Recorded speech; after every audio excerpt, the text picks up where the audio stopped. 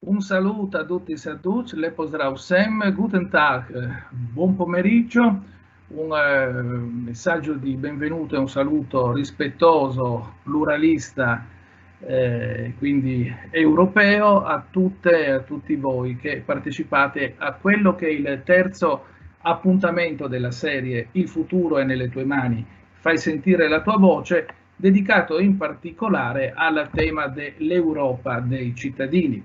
L'incontro di oggi, come i due precedenti che hanno avuto luogo rispettivamente il 10 giugno sul tema l'Europa dei diritti e il 3 giugno scorso sul tema l'Europa dei giovani, si inserisce nel progetto la conferenza sul futuro dell'Europa, un nuovo slancio per la democrazia europea, realizzato dal Centro di Documentazione Europea Guido Commessati dell'Università degli Studi di Udine, con la collaborazione della cooperativa Informazione Friulana e con il sostegno della rappresentanza in Italia della Commissione Europea, al fine di promuovere la conoscenza e quindi la partecipazione dei cittadini alla conferenza sul futuro dell'Europa.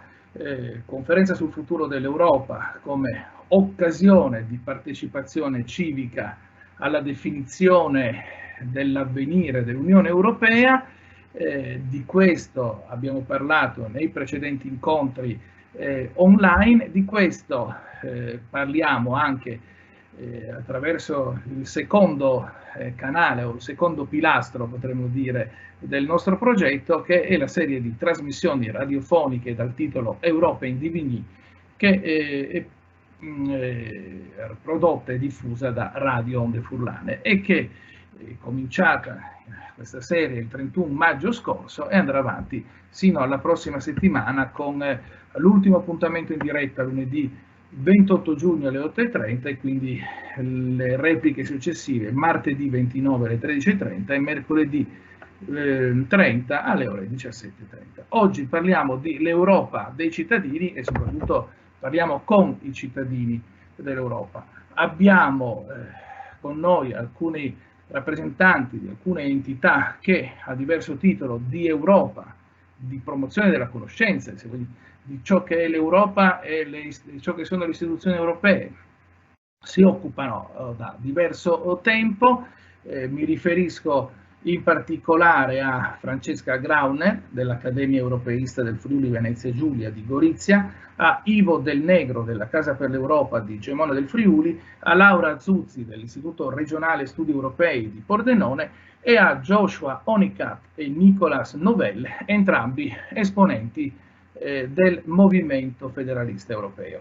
In questo incontro abbiamo altresì ben rappresentato il Centro di Documentazione Europea Guido Commessati dell'Università di Udine, nelle persone di Daniela Catalini, responsabile documentalista del CDE, che più tardi avrà il compito di illustrare il funzionamento della piattaforma web mediante la quale è possibile partecipare attivamente alla conferenza sul futuro dell'Europa, e con la persona di Claudio Cressatti, professore di storia delle dottrine politiche e responsabile scientifico del CDE stesso, al quale cedo subito la parola per introdurre i lavori di questo nostro incontro.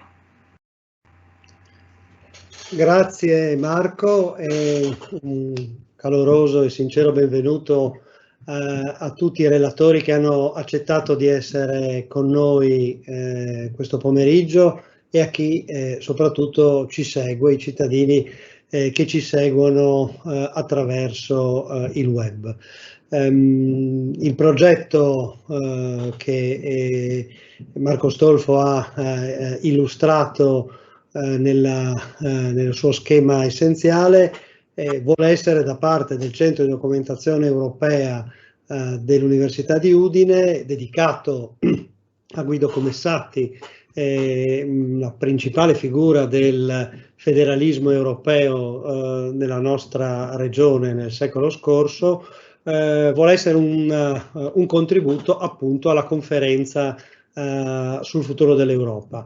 Lo facciamo assieme a molti altri centri di documentazione europee delle università italiane che in questi 2 mesi, maggio e giugno, organizzano una serie di eventi proprio per promuovere la conferenza, farla conoscere, sensibilizzare i cittadini europei su questa possibilità di cambiare le cose in Europa, cambiare l'Unione Europea, ma facendolo anche dal basso, appunto, attraverso un processo di consultazione, di partecipazione, di democrazia partecipativa.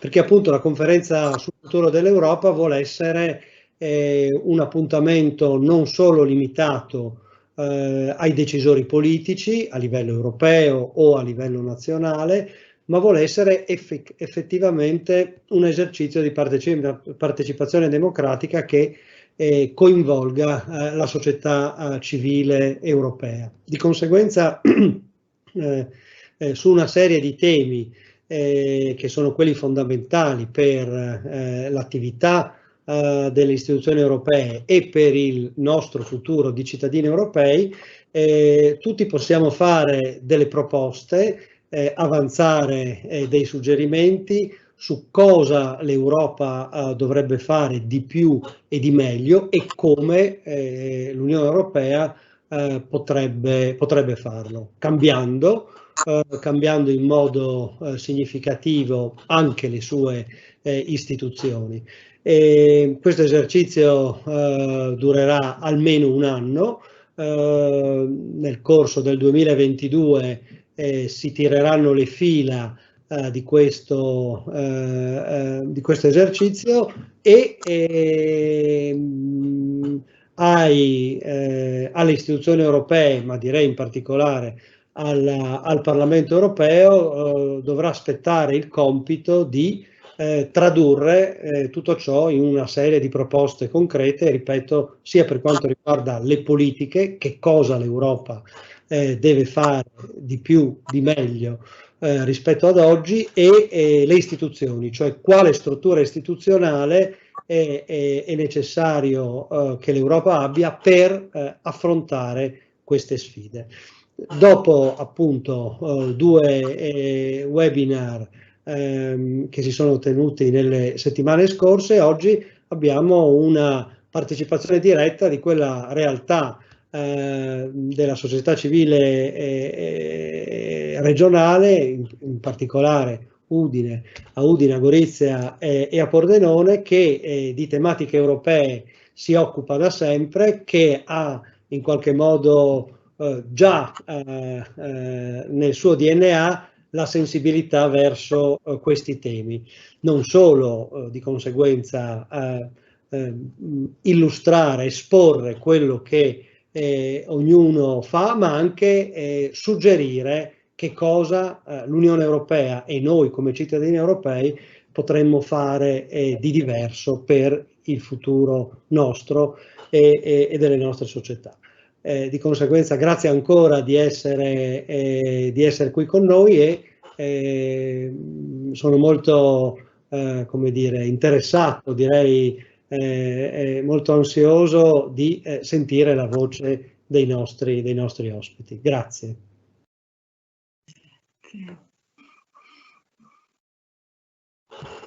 Bene, grazie Claudio Cressati per aver introdotto in maniera sintetica sia il progetto nel quale è inserito il nostro incontro di oggi, sia più in generale la tematica che questo incontro e questo progetto affrontano, vale a dire la conferenza sul futuro dell'Europa. Io a questo punto direi che possiamo cominciare presentandoci a chi ci segue. Abbiamo spiegato perché siamo qui oggi.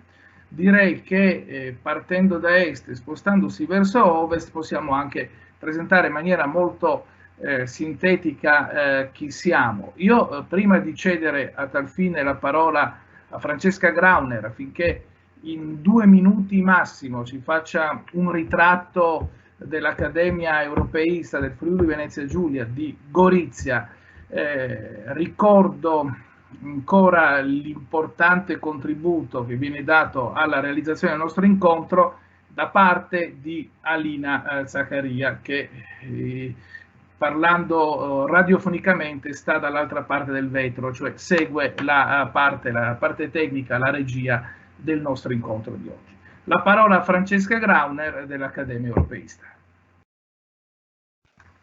Buon pomeriggio a tutti. Innanzitutto vi ringrazio a nome dell'Accademia Europeista per l'invito, perché ci fa sempre piacere partecipare a questi eventi. La nostra associazione è un'associazione slegata dalla politica che è riconosciuta come Casa d'Europa a livello internazionale e anche come ente di promozione europea della regione autonoma Friuli Venezia Giulia, ed è un'istituzione basata sul volontariato che si occupa di formazione europea sia per i giovani ma anche per gli adulti. Ed è da più di 30 anni che con la nostra attività cerchiamo di promuovere l'informazione in tutti i campi, in primis facendo incontri nelle scuole, ma anche organizzando per esempio eventi, conferenze, partecipando a scambi europei, effettuando anche lavori di ricerca scientifica e anche di formazione culturale, e anche pubblicando documentazioni che siano atte a valorizzare il patrimonio culturale europeo. Infatti, in un esempio, la nostra pubblicazione trimestrale che si chiama Rassegna Europea, che è riconosciuta a livello scientifico e si occupa proprio di promozione e di informazione europea. E infatti come associazione pensiamo sia molto importante implementare sia il dialogo che la comunicazione tra istituzioni e cittadini, ma anche tra i cittadini stessi, e il nostro fine quindi è proprio quello di dare vita diciamo ad una rinnovata visione del processo di unificazione europea costruita anche dal basso.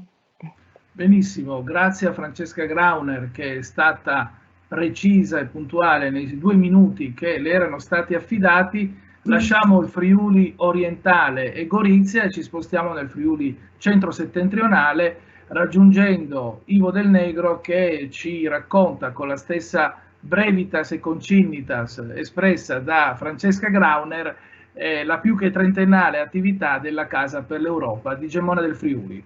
Buongiorno a tutti, dicevo grazie per l'invito, anche noi partecipiamo volentieri a questo incontro, perché è da più di 30 anni appunto che lavoriamo sul territorio. La Casa per l'Europa di Gemona è stata istituita nel 1989 proprio sulla base della legge regionale 6 e ha fatto in questi 30 anni sempre molta attività, soprattutto nei confronti degli studenti, ma anche nei confronti della popolazione, quindi con convegni, con gran parte noi ci indirizziamo, soprattutto adesso che ci sono stati dei problemi che si è dovuti, a seguito del lockdown si è dovuti fare in videoconferenza. Abbiamo fatto molte cose con l'università, sia di Udine che di Pordenone, e poi molte cose prima le facevamo con i licei che ci sono a Gemona, a Tolmezzo, e anche a Udine siamo stati, a Pordenone. Ricordo sempre al liceo Leopardi Majorana che abbiamo fatto un convegno anche lì sulla casa. Quindi siamo soprattutto indirizzati agli studenti, diciamo. E poi con i piccoli invece, con i ragazzi della quarta e quinta elementare, tutti gli anni celebriamo la giornata europea, e quest'anno il 9 di maggio cadeva di domenica, e quindi abbiamo fatto il 10, diciamo, lunedì 10. C'erano 17 classi degli istituti comprensivi di Gemona e di Buia, più di 270 alunni che hanno immaginato con la cooperativa da Matra di fare un treno dei sogni europei con 27 vagoni, e ciascuna classe o bambino ha immaginato in questo treno cosa avrebbe visto nel paese che gli era stato assegnato. Quindi è stata una bella iniziativa e una bella cosa. Noi svolgiamo anche l'attività di Eurodesk a livello locale, e poi soprattutto facciamo anche iniziative, ricordo l'ultima che è stata la più particolare, diciamo così. Il 20 dicembre di quest'anno abbiamo ricordato i 250 anni della nascita di Ludwig van Beethoven, che è avvenuta il 17 proprio di dicembre del 1770 a Bonn.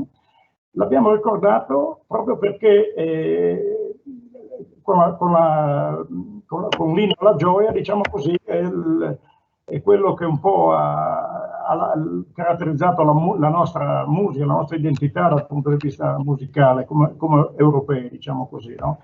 E abbiamo chiamato la banda alpina di Gemona all'Hotel Carnia, che ha eseguito proprio direttamente sia l'inno nazionale del Fratelli d'Italia, sia l'inno alla gioia. Quindi è stata una bella occasione davanti alla gente, anche perché era una delle poche volte che si riusciva a fare qualcosa così a contatto diretto, con tutte le precauzioni necessarie. Questa è la Casa per l'Europa di Gemona.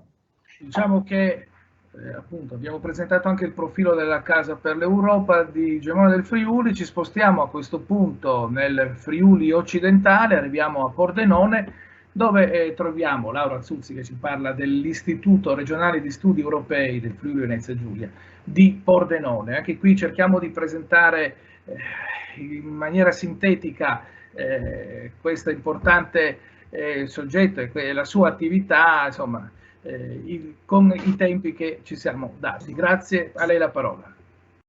Sì, è un po' difficile riassumere un 50 anni di attività, comunque l'IRS è nato nel 1972, è una realtà dello studente Zanusura con aule, con auditorium, con molti di persone, e quando ci siamo inseriti abbiamo coperto quello che una carenza soprattutto in un territorio industrializzato e non di cultura economica, di cultura storica, di cultura anche linguistica, e questo credo che sia un impegno che abbiamo urgente anche con le sfide, ma con un impegno politica, economica. Non è parlare dell'istituzione, ma affrontare di volta in volta delle tematiche. Quelle pressanti di questi ultimi tempi sono quelli proprio di quale cambiamento economico vogliamo, della sfida tecnologica, della sfida digitale, della sfida ambientale, e di volta in volta lo trattiamo rivolto a tutti, con particolare riferimento logicamente ai giovani, che per noi sono protagonisti in molti concorsi impegnativi che abbiamo fatto negli anni e che continuiamo a fare. Invito tutti, a chi non ci conoscesse ancora, a vedere il nostro ricchissimo sito che ha documentato dal 2020 tutto, quindi tutte le relazioni, che è centroculturapordenone.it/IRSE, dove ci sono le documentazioni di tutte le nostre attività. E a questo punto passiamo la palla al movimento federalista europeo. Se finora tra Accademia Europeista, Casa per l'Europa e IRSE abbiamo sentito voci di entità che promuovono la conoscenza, l'informazione sull'Unione Europea, su quelle che un tempo si chiamavano comunità europee, sull'Europa in generale, per poi anche promuovere una cittadinanza attiva, nel caso del movimento federalista europeo probabilmente il rapporto conoscenza-mobilitazione si ribalta, probabilmente c'è a monte una certa idea di Europa e di prospettiva di Europa che ovviamente è sostenuta da conoscenza, informazione e divulgazione. Chi dei due rappresentanti del movimento federalista europeo si prende il compito di presentarci l'MFE in 2 minuti? Joshua Honeycutt o Nicolas? Direi che parto io, che ci siamo messi d'accordo così con Nicolas prima. Grazie innanzitutto a tutte e a tutti. Dietro di me vedete il tagliamento, così se qualcuno se lo sta chiedendo. Sono molto contento di essere qui con voi oggi, anche per presentare appunto il Movimento Federalista Europeo, che il professor Stolfo già ha introdotto in maniera molto esaustiva. Il movimento nasce sulla base del Manifesto di Ventotene, il famosissimo Manifesto di Ventotene del 1941, scritto appunto al confino da Altiero Spinelli, Rossi e Colorni, quindi da 3 antifascisti di provenienza politica diversa, che avevano ideologicamente combattuto il fascismo e per questa ragione hanno trascorso buona parte della loro giovinezza tra galere o confini su isole varie. Da questo manifesto poi, nel momento in cui loro riescono a uscire dal confino di Ventotene e a tornare sulla terraferma, sulla penisola, a Milano nel 1943 fondano appunto il Movimento Federalista Europeo, che poi in ondate successive arriva su tutto il continente. Sono in qualche modo i padri costituenti dell'idea europea, o almeno una parte dei padri costituenti, senza mai naturalmente dimenticare anche il ruolo decisivo che alcune madri costituenti hanno avuto in questo processo di costruzione dell'idea federalista europea moderna. Ricordiamoci sempre che il federalismo l'idea di federalismo europeo e anche mondiale inizia ben prima, inizia con Immanuel Kant e con tanti altri pensatori e pensatrici che hanno dedotto queste idee per la pace perpetua, per citare sempre Kant, dalle loro osservazioni filosofiche. Ma appunto tra queste madri naturalmente anche l'ottima Ursula Hirschman, che proprio attraverso un escamotage con una gallina riuscì a portare in Italia, quindi via dall'isola, il manifesto stesso. Io a questo punto lascerei la parola a Nicolas anche per presentare brevissimamente quanto facciamo sul territorio e poi tornerei la parola al professor Stolfo. Nicolas. Grazie Joshua, grazie a tutti quanti, grazie professor Stolfo. Sì, noi ci siamo appunto organizzati insieme, essendo le uniche due sezioni, diciamo, presenti nella regione Friuli Venezia Giulia. Ci coordiniamo insieme per organizzare ogni tanto qualche attività, ecco. Ecco, la sezione a cui appartengo io è la sezione di Gorizia, che invece si collega molto all'Università di Trieste, l'università che sarebbe la sede di Gorizia, nello specifico, ha la sua sede appunto fisica, anche se poco utilizzata in questi ultimi tempi, si trova lì. E le nostre attività appunto si legano al territorio e si legano anche alle attività un tanto quelle universitarie, ecco, diciamo così. In particolar modo il corso di laurea in scienze internazionali e diplomatiche, su cui siamo, diciamo, un po' più, ecco, preparati da quel punto di vista, diciamo, ci prepariamo in quel campo lì. La peculiarità è che la nostra associazione è in continuo cambiamento e ci sono sempre nuovi membri e nuovi direttivi, quindi probabilmente negli anni successivi non ci sarò nemmeno più io, però ecco, è un'associazione dinamica, diciamo così. Non potrebbe essere diversamente, visto che si chiama movimento, insomma, quindi non abbiamo... Certamente. Non potrebbe essere niente di differente, insomma, questo. Grazie anche a Nicolas Novelle, prima ancora a Joshua Onicat, che ci hanno presentato nelle sue diverse espressioni, nelle sue diverse dimensioni, tra storia, attualità, attività svolte sul territorio e prospettiva, proiezione, giustamente, europea e internazionale, il movimento federalista europeo. Adesso ci siamo presentati tutti, forse abbiamo dato per scontato che tutti coloro che ci stanno seguendo conoscano che cos'è e cosa fa il Centro di Documentazione Europea Guido Comessati. Semmai servisse rinfrescare la memoria a questo riguardo, magari tratteremo questo argomento quando passerò nella seconda parte del nostro incontro la parola a Daniela Catalini. Adesso io direi che possiamo entrare pienamente nel tema dell'incontro odierno, l'Europa dei cittadini, che vuol dire l'Europa vissuta e vista dai cittadini, l'Unione Europea che c'è, forse l'Unione Europea che manca e di cui si sente la mancanza e di cui avremmo bisogno. A me pare, riprendendo anche alcune sollecitazioni che ci sono state presentate nel primo incontro, in particolare dai ragazzi di terza superiore dell'ISIS Magrini Marchetti di Gemona del Friuli e del Liceo Percotto di Udine, affrontare alcuni dei temi che ci hanno in qualche maniera inquadrato loro in quell'occasione, per esempio la questione dei diritti fondamentali. L'Unione Europea li garantisce, potrebbe garantirli meglio, con riferimento ai cittadini europei e anche a coloro i quali cittadini europei vorrebbero diventare.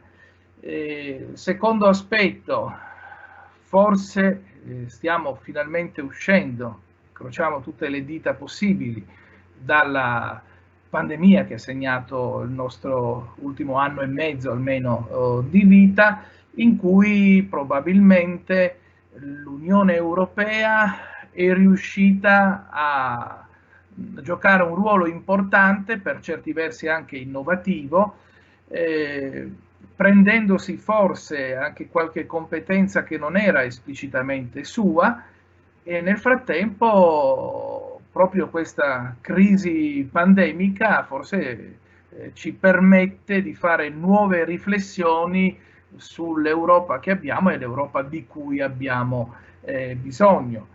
Terza questione eventuale che potremmo affrontare è quella del ruolo dell'Europa in relazione con il resto del mondo, e di poche settimane fa il riacuirsi della crisi israelo-palestinese, che probabilmente ha evidenziato anche in questo caso forse qualche difficoltà dell'Unione Europea nel rapportarsi con il resto del mondo. C'è poi un quarto tema importante, anche uno dei temi principali oggetto di dibattito all'interno della conferenza sul futuro dell'Europa: l'Europa, l'ambiente, lo sviluppo economico sostenibile. Insomma, non abbiamo un pianeta B, come i ragazzi delle scuole superiori ci hanno ricordato 2 settimane fa.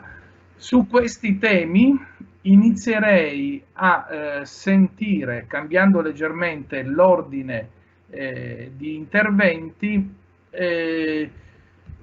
Ivo Del Negro, se ha qualche osservazione sulla situazione attuale dell'Europa e sulle prospettive. Dopodiché in un successivo giro di tavolo proveremo anche a fare qualche proposta operativa, magari da incanalare in quelle che saranno le proposte che da questo progetto usciranno proprio in direzione della conferenza sul futuro dell'Europa. Dobbiamo partire dal fatto che questo anno e mezzo, come diceva Marco, è stato un periodo orribile. Io credo che si possa dire che nella storia dell'umanità, dopo la seconda guerra mondiale, è stato il periodo peggiore, e quindi anche perché nessuno aveva un'esperienza di un'epidemia così vasta e così radicata. E dopo alcune incertezze, io penso che l'Unione Europea abbia saputo in qualche modo coordinare gli interventi dei singoli stati, abbia saputo secondo me costruire qualcosa di nuovo, anche come diceva Marco prima, senza averne le competenze formali magari, no? Però è riuscita, secondo me, a dare una risposta a questa, pur con tutte le insufficienze, la questione dei vaccini, non vaccini. Comunque, a questo punto io credo che l'Europa sia, nelle zone del mondo, così sia quella che ne è uscita meglio, insomma, dal punto di vista del Covid, diciamo, della pandemia. E poi soprattutto è stata l'occasione, perché questo è anche un aspetto importante, secondo me, è stata l'occasione anche per ridefinire aiuti economici consistenti per cercare di superare i danni che questa pandemia aveva comportato per tutti i singoli paesi. Ecco, io credo che in questo momento l'Unione Europea ha svolto con un impegno, diciamo così,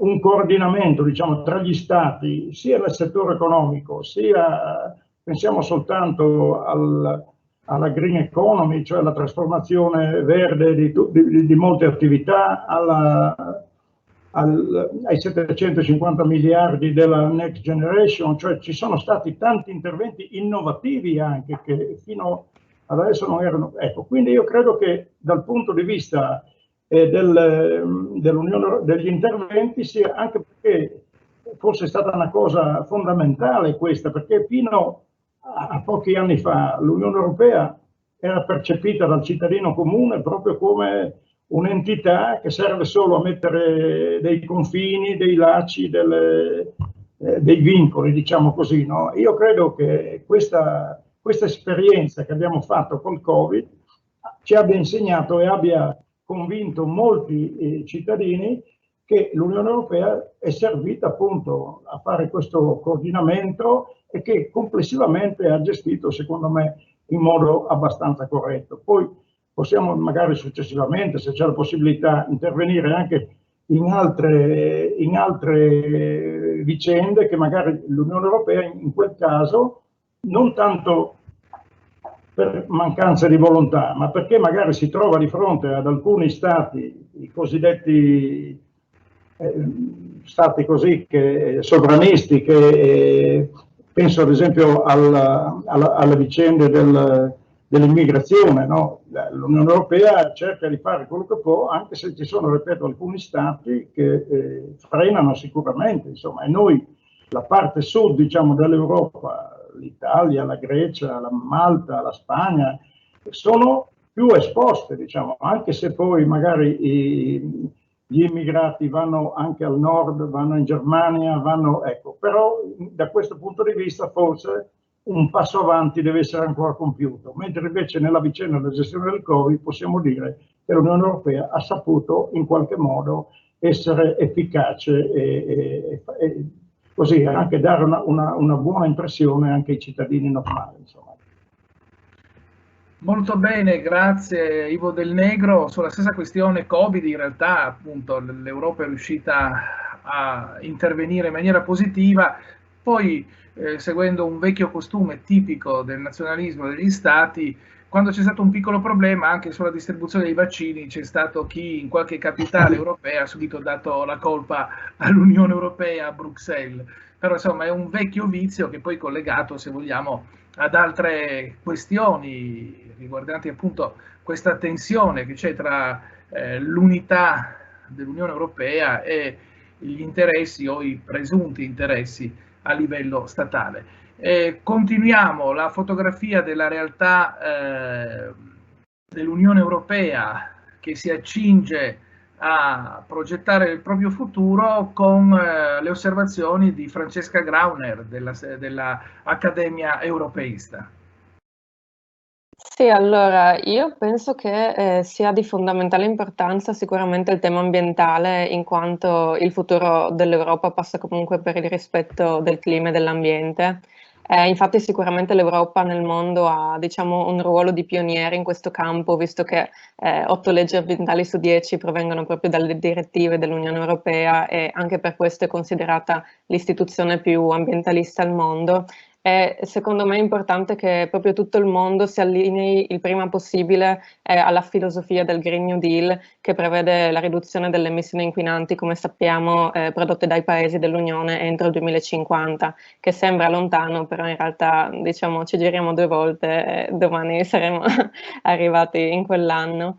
Poi secondo, avevo letto anche lo stato dell'ambiente in Europa nel 2020, che sarebbe proprio una delle più complete valutazioni ambientali che siano mai state fatte in Europa, nonostante ci siano comunque stati segnali di miglioramento in diversi settori, come per esempio nell'adozione di nuove politiche per l'implementazione, non so, dell'economia circolare, per esempio.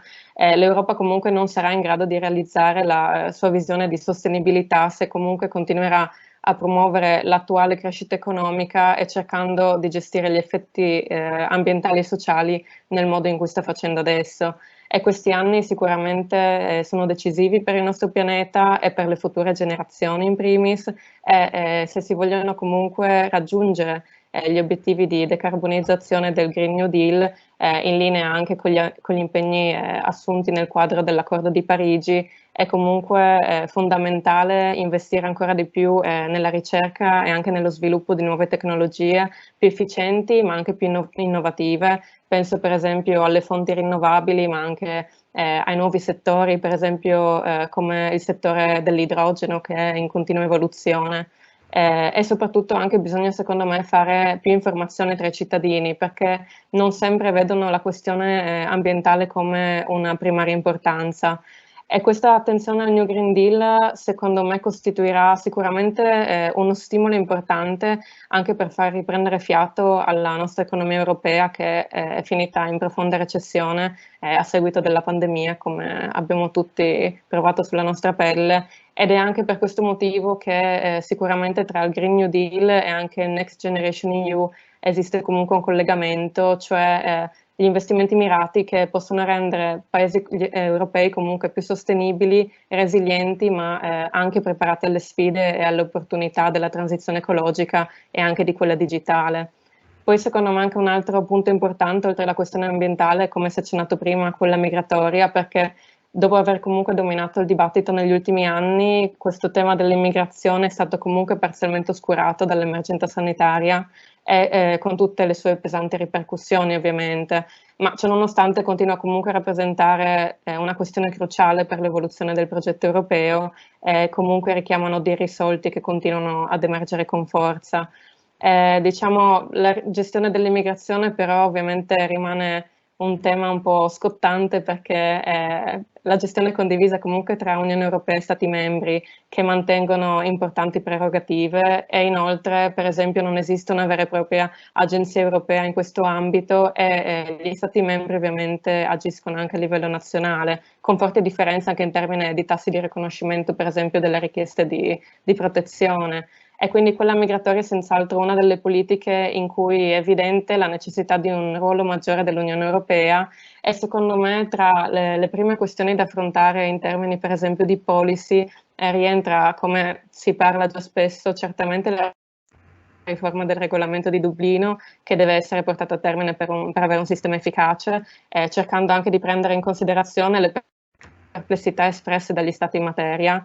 Altre questioni da affrontare, poiché non possono essere sicuramente rimandate, riguardano sicuramente la predisposizione di canali di accesso legali, esplorando comunque ulteriormente e promuovendo anche a livello europeo delle esperienze nazionali come quella dei corridoi umanitari, ed è anche emersa con forza negli ultimi mesi anche la questione ovviamente relativa agli sbarchi, che necessita di un intervento a livello europeo, e anche la governance efficace del fenomeno migratorio, sempre a livello europeo, non potrà prescindere da una combinazione di misure di politica estera, ma anche di politica interna, che siano entrambe essenziali ed intrinsecamente legate.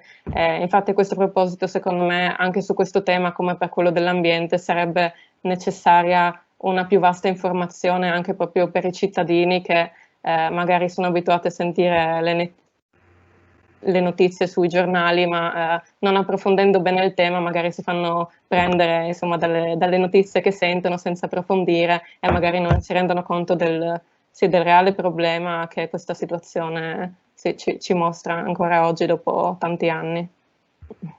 Molto bene, grazie a Francesca Grauner che non solo ha fatto una fotografia sintetica di una serie di questioni che toccano l'attualità dell'Europa e dell'Unione Europea, ma proprio partendo da questa fotografia ha già anche, secondo me, gettato la palla nell'altra metà campo che poi praticheremo tra poco, quella anche delle proposte per il futuro. Se ho ben capito, prende la parola Joshua Honeycutt. Sì, eccomi, grazie. Grazie anche a Francesca, insomma, e al signor Del Negro per aver anticipato, per averci anticipati in questo intervento. Noi come Movimento Federalista Europeo, nel guardare la foto dell'Europa attuale, non possiamo naturalmente che dire che l'Europa attuale non va bene. L'Europa attuale fa tante cose, ma le fa male in maniera disordinata, in maniera molto spesso poco democratica, in maniera a volte senza un mandato, diciamo, chiaro da parte dei trattati, che di fatto sono la Costituzione dell'Unione Europea. Partendo dal presupposto stesso che l'Unione Europea come ente da un punto di vista della scienza politica è un'organizzazione internazionale sui generis, non è né carne né pesce, non è né una confederazione né una federazione, non si capisce quale sia il ruolo intergovernativo, quale sia il ruolo dei cittadini, cioè si capisce molto bene, ma poi ci si rende conto che questa cosa non funziona nel momento in cui vi sono delle urgenze da affrontare. E lo abbiamo visto molto bene per arrivare al concreto anche nel caso molto specifico della crisi della pandemia del Covid. Nel momento in cui l'Unione Europea si è ritrovata anche per richiesta degli stati, dei cittadini, per le circostanze senza precedenti in cui il continente europeo si è trovato, a dover affrontare una situazione pandemica e quindi una situazione sanitaria su cui l'Europa in realtà in quanto tale nelle sue istituzioni comunitarie non ha competenza, se non a livello di coordinamento, perché questa è una competenza condivisa con gli stati nazionali. Ma non, diciamolo chiaramente, l'Unione Europea non avrebbe le competenze per sottoscrivere degli accordi per comprare dei vaccini a miliardi di dosi. Non rientrerebbe all'interno di ciò che i trattati che sono stati scritti prevedono appunto che essa faccia. Per cui è logico che in questo caso, come in tanti altri, l'Unione Europea si è ritrovata davanti alla sfida di dover fare dei passi avanti nonostante la carta stampata, cioè dei trattati, non lo permettessero. Questo era già successo anche con la crisi dell'euro. Ricordiamo il whatever it takes del nostro attuale Presidente del Consiglio, che di fatto andava nettamente in contrasto con lo statuto stesso della Banca Centrale Europea, tant'è che poi la Corte Costituzionale tedesca ha avuto qualche anno di titubanze rispetto a ciò che Draghi aveva deciso di fare. Ecco. E per cui noi come Movimento Federalista Europeo chiediamo delle cose incredibilmente semplici, cioè che l'Unione Europea si doti di una Costituzione federale, che diventi gli Stati Uniti d'Europa, che vi siano gli Stati federati d'Europa, con un Parlamento eletto dai cittadini che abbia iniziativa legislativa, cosa che il Parlamento attuale non ha, che il Consiglio dell'Unione Europea sia un Senato federale e non sia una specie di Camera di compensazione delle diatribe tra stati e delle piccolezze che ciascuno Stato ha al suo interno, che in quanto federazione perlomeno minima abbia un aspetto di fiscalità comune, una moneta comune, una politica estera comune, dove appunto non ci sia chi punta i piedi rispetto a una risoluzione che condanna la Bielorussia piuttosto che una risoluzione che condanna la Turchia, solo per fare degli esempi dell'ultimo anno. Ecco. Queste sono un po' le cose che come Movimento Federalista ci sentiamo di dire. Io adesso lascerei anche una chiosa a Nicolas, che magari vuole aggiungere qualcosa, mi vuole correggere in qualcosa, però direi che la nostra idea di movimento è un'idea eurocritica, non euroscettica. Noi non vogliamo buttare via l'acqua sporca col bambino, vogliamo che su questo si costruisca, ma si vada verso un'Europa concretamente federale e non verso questa accozzaglia di non si sa bene che cosa. Grazie. Ripasserei la parola a Ivo Del Negro se vuole aggiungere qualcosa in particolare a quanto anche in prospettiva futura già Joshua Onicat ci ha detto, ha individuato in realtà quello che, se vogliamo, è un problema, qualcuno direbbe anche quasi ontologico dell'Unione Europea, che la fanno gli Stati, che hanno difficoltà a cedere sovranità all'Unione Europea stessa. Eppure questa è una tematica che si rivela sempre di grande attualità, soprattutto poi per affrontare situazioni di crisi. Ecco, mi pare che hanno riconosciuto un po' tutti che sulla vicenda della pandemia, nonostante la mancanza di esperienza, l'Unione Europea ha fatto la sua parte, diciamo così. Invece io credo che dobbiamo fare molti passi avanti ancora nella gestione dell'immigrazione, non tanto come Unione Europea.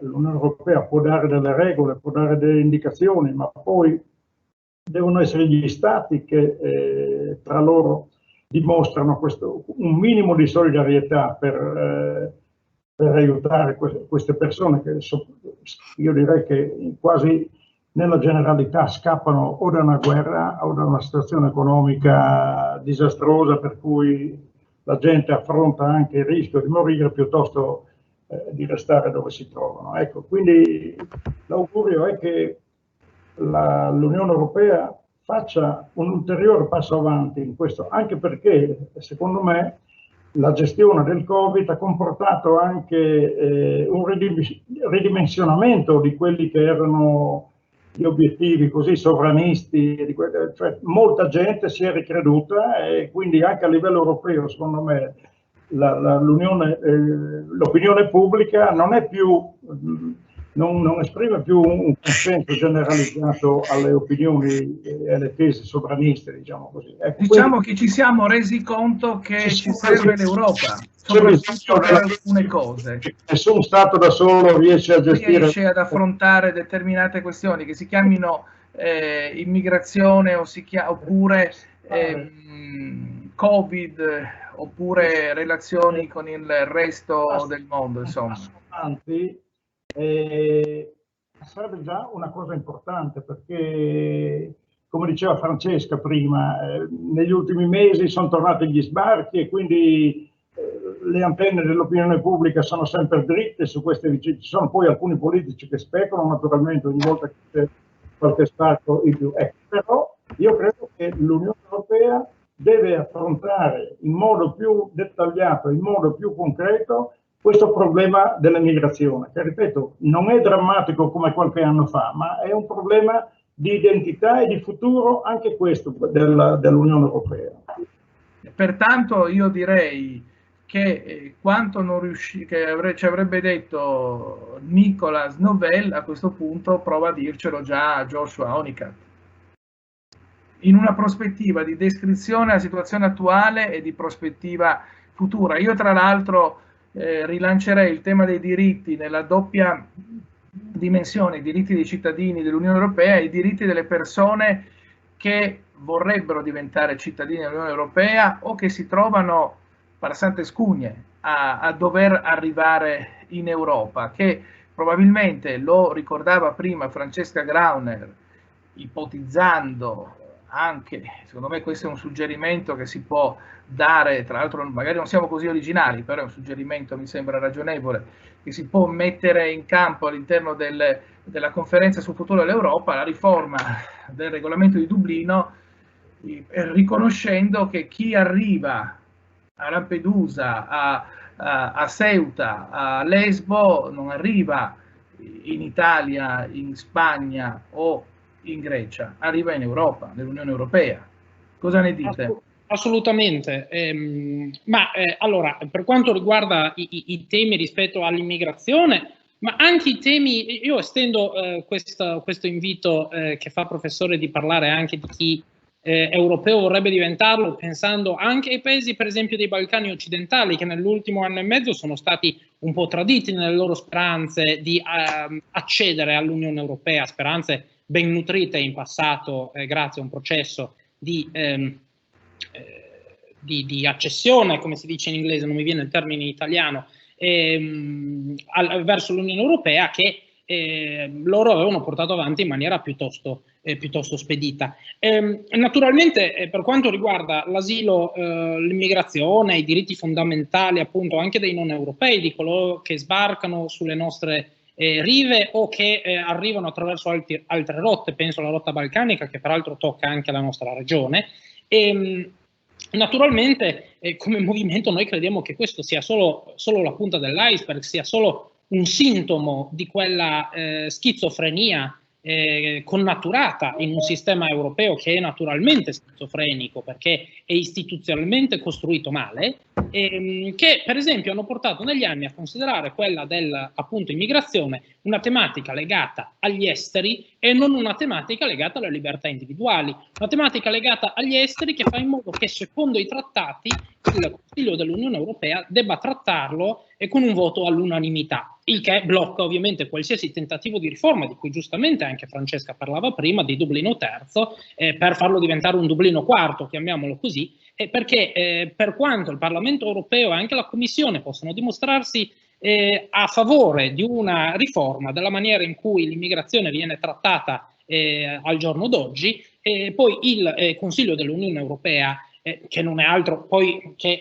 un'altra formazione del Consiglio Europeo, se poi vogliamo andare a ragionarci bene, perché è più la stessa gente, o meglio sono gli stessi governi che siedono nei due consessi, seppure i due consessi in teoria avrebbero diverse funzioni, poi in pratica si fanno il gioco tra loro, molto spesso. E quindi se questo tema venisse trattato come dovrebbe essere, come una questione di libertà fondamentali, per esempio, già all'interno del Consiglio dell'Unione Europea non si dovrebbe avere l'unanimità.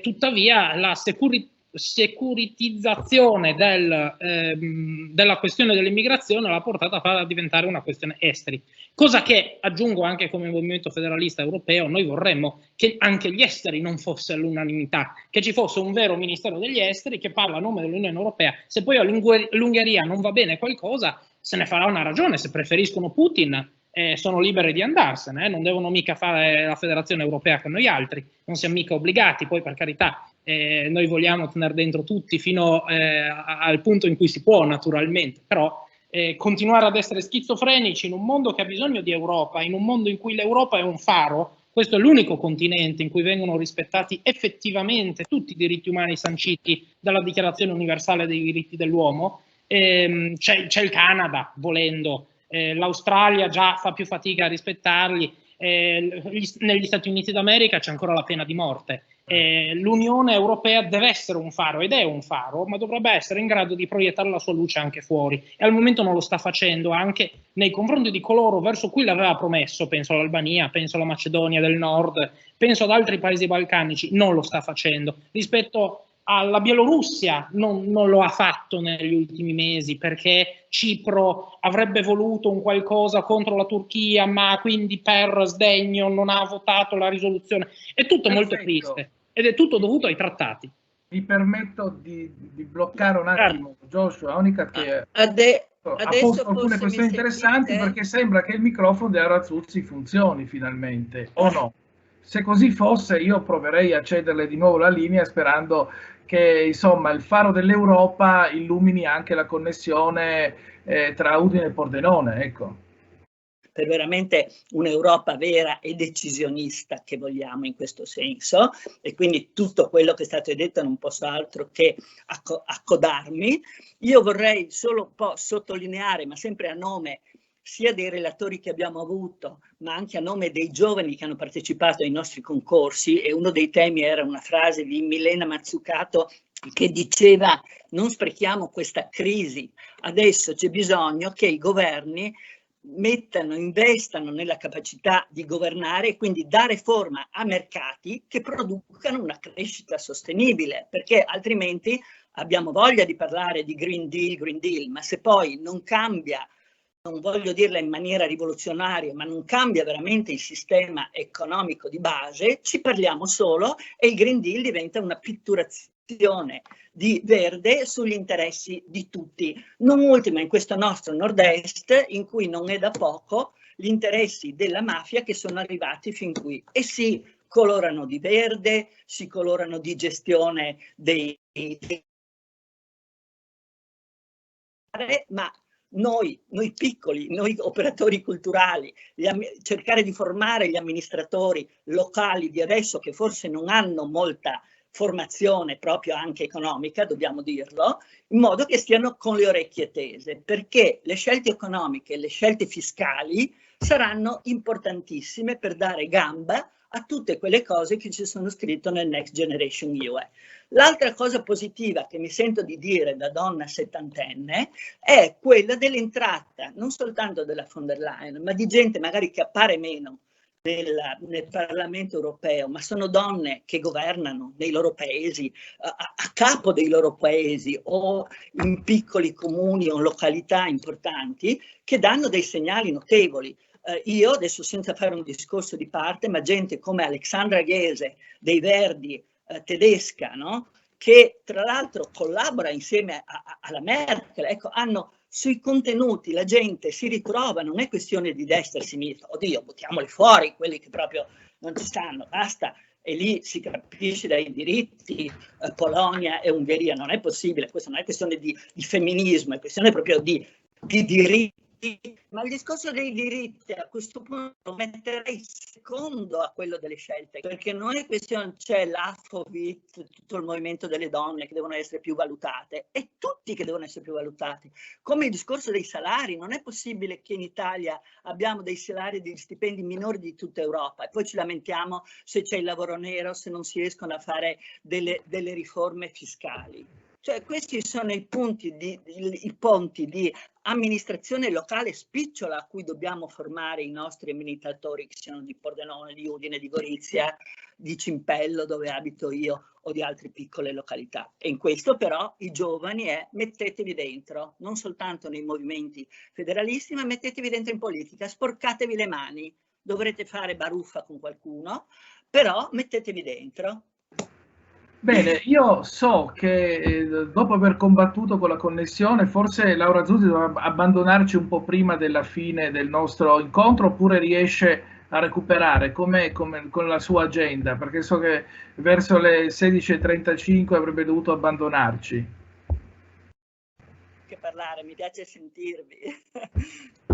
Nel senso che non la salutiamo, riesce a stare ancora qualche minuto? Sì. Benissimo, allora io la ringrazio a questo punto anche per come dopo aver combattuto con microfono e connessione è riuscita a farsi sentire e ci ha fatto sentire anche una bella voce forte e chiara per quanto riguarda i diritti, le pari opportunità e la partecipazione, la libertà e partecipazione. È il verde vero. È il verde vero, non è il verde vero, non soltanto quello pennellato. Quindi secondo me siamo entrati, grazie a questo recupero dell'intervento di Laura Zuzzi dell'Istituto Regionale di Studi Europei del Friuli Venezia Giulia di Pordenone, pienamente in quelle che sono le proposte. Mi pare che emergano già in maniera chiara proposte riguardanti appunto una riforma effettiva del regolamento di Dublino che però, lo diceva Joshua prima,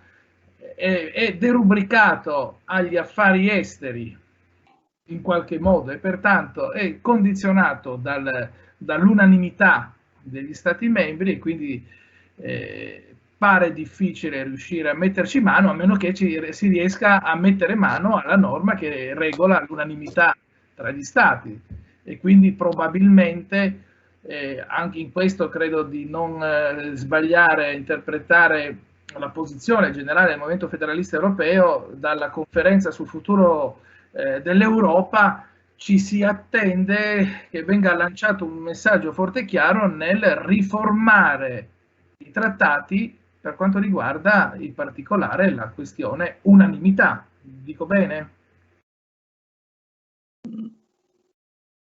Sì, assolutamente. Quello è un primo punto.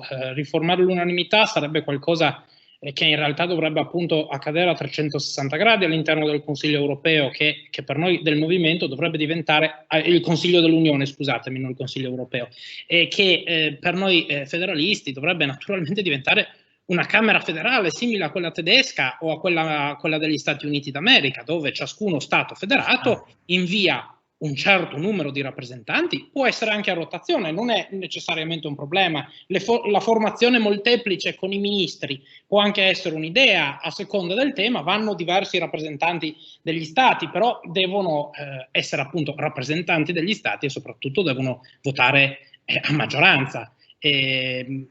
Si potrebbe anche accettare una maggioranza qualificata, questo non è necessariamente un problema, perché è logico che Malta non pesa quanto la Germania e che se ciascun paese avesse due rappresentanti non sarebbe giusto forse che i 2 rappresentanti maltesi avessero lo stesso peso dei 2 rappresentanti tedeschi.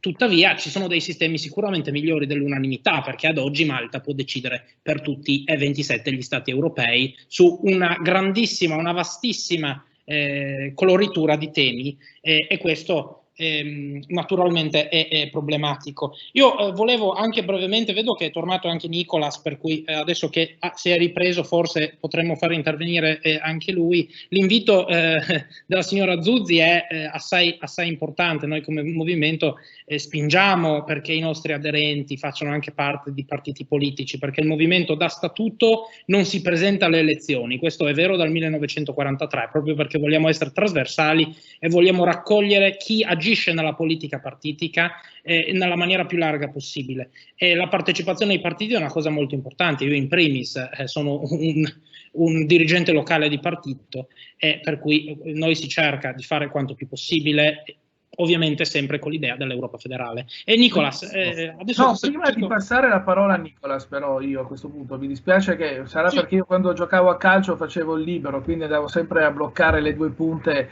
gli attaccanti avversari, ma vorrei spostarmi in direzione di Gorizia, lato Accademia Europeista, per riprendere con Francesca Grauner un altro tema, il tema dell'iniziativa dei cittadini europei, che nell'ambito di questi nostri incontri noi abbiamo affrontato in parte già con i ragazzi delle scuole superiori e poi in maniera più approfondita insieme alle professoresse del Dipartimento di Scienze Giuridiche Elisabetta Bergamini e Alessia Ottavia Cozzi, riscontrando come l'iniziativa dei cittadini europei, introdotta dal Trattato di Lisbona come forma, tra virgolette, di proposta legislativa, di iniziativa popolare europea, in realtà rispetto alle iniziative legislative dei cittadini a livello statale è qualcosa di meno, cioè non è una vera proposta, ma è un invito a eventualmente prendere in considerazione questa proposta. Nell'ambito del precedente incontro, in una logica di Europa dei cittadini, titolo dell'appuntamento odierno, era già emersa l'opportunità di intervenire rafforzando la partecipazione dei cittadini attraverso questo strumento, affinché sia una vera iniziativa e non soltanto un invito a essere eventualmente presa in considerazione. Volevo sapere cosa ne pensava Francesca Grauner e poi ripassiamo la palla anche a Nicolas Novelli. Sì, allora io penso che sicuramente tra gli aspetti costitutivi, diciamo, di una democrazia di qualità, la partecipazione dei cittadini occupa sicuramente un ruolo nodale e infatti anche per questo motivo è molto importante la conferenza sul futuro dell'Europa a cui stiamo anche proprio in questo momento partecipando. Adesso è proprio il momento per l'Unione Europea di dimostrare che essa è in grado di dare una risposta congiunta alla crisi e penso che anche per rinsaldare in concreto questo senso di iniziativa dei cittadini europei sia anche di vitale importanza la formazione scolastica, in quanto secondo me è molto importante che i giovani abbiano la possibilità di formare anche uno spirito critico e di anche potersi confrontare sia con coetanei ma anche con persone di altre età. A tal proposito penso che sicuramente sarebbe necessaria, almeno adesso parlo a livello italiano, una revisione del sistema scolastico, perché comunque l'istruzione secondaria, anche quella primaria, devono dare ai ragazzi sicuramente gli strumenti necessari per imparare il valore della partecipazione civica e di conseguenza anche i valori dell'Unione Europea. E penso infatti sempre che noi giovani, avendo avuto anche la fortuna di nascere e vivere nell'Unione Europea già formata, la vediamo come una cosa un po' scontata e tante volte non ci rendiamo anche conto dei vantaggi e delle possibilità che abbiamo, e me ne sono resa conto ancora di più girando un po', andando all'estero e parlando anche con persone provenienti da paesi extraeuropei che molto spesso diciamo vorrebbero oppure si sono trasferite in Europa proprio per questi motivi. E infatti non a caso una delle più importanti attività, come avevo accennato all'inizio, dell'Accademia Europeista è proprio quella di andare a parlare nelle scuole, e infatti abbiamo all'interno della nostra associazione un gruppo di giovani che sia quest'anno ma anche gli scorsi anni scolastici ha organizzato una serie di incontri in alcune scuole superiori di Gorizia sui più svariati temi, come per esempio abbiamo parlato su quali sono i diritti di cui i cittadini dell'Unione Europea possono godere, oppure che cosa fa l'Unione Europea a livello ambientale, e abbiamo anche per esempio raccontato delle nostre esperienze all'estero grazie ai programmi europei, quali per esempio gli scambi Erasmus+. Ed è stata secondo me un'esperienza molto interessante perché abbiamo trovato sempre giovani molto entusiasti e anche partecipi, e si vedeva che erano interessati ad approfondire meglio l'attualità e anche che cosa accade nel mondo. E infatti pensiamo che sia di rilevante importanza fare questa attività perché purtroppo nelle scuole non si parla molto di temi di attualità. In pochi istituti si insegnano materie come per esempio l'economia e il diritto, che personalmente penso dovrebbero essere inserite in tutti i percorsi di studio, di modo tale proprio da far comprendere meglio il mondo che ci circonda e anche essere consapevoli che come cittadini in realtà possiamo fare molto per migliorare la società in cui viviamo.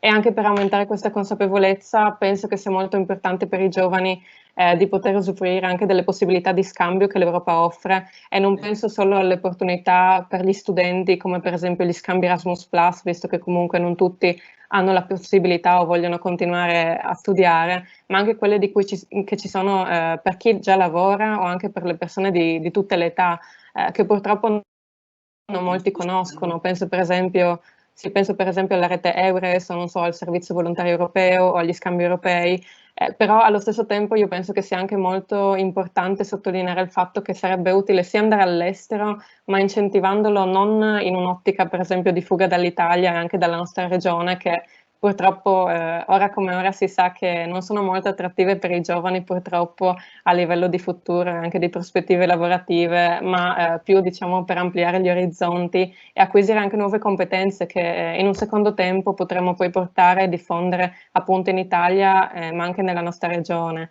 E infatti in questo contesto mi viene anche in mente il termine della glocalizzazione, cioè quindi inserire il panorama della globalizzazione nella realtà locale, ovviamente garantendone il rispetto del territorio, le sue usanze e anche i suoi costumi. Bene, io la chiamerei mondializzazione, cioè un mondo plurale a differenza di un globo così omologato. Nicolas Novell con il collegamento che funziona. Prima ho fatto il difensore centrale che blocca le due punte, adesso faccio il libro che rimposta il gioco, quindi lancio la palla in direzione di Nicolas Novell, visto che siamo anche in periodo di campionati europei di calcio, che così adesso sì che potrà riprendere la parola e collegare quanto vorrà dirci con quanto aveva già detto Joshua Onikat prima di lui. Prego. Sì, ecco, il discorso, adesso sono a disposizione in realtà due discorsi, visto che se riprendessi appunto dal punto in cui ha lasciato Joshua, parlerei appunto di un po' di politica estera, cioè laddove un attimo ho preparato alcuni dibattiti anche a livello accademico, visto che diciamo, è il periodo in cui si studiano queste cose là da noi. Dall'altra parte invece potrei anche cogliere l'occasione per approfondire un attimo la comunicazione. Direi che farò una parte metà e metà, vediamo se riesco a ricollegare politica estera e partecipazione, in un certo senso comunicazione dell'Unione Europea con i propri cittadini.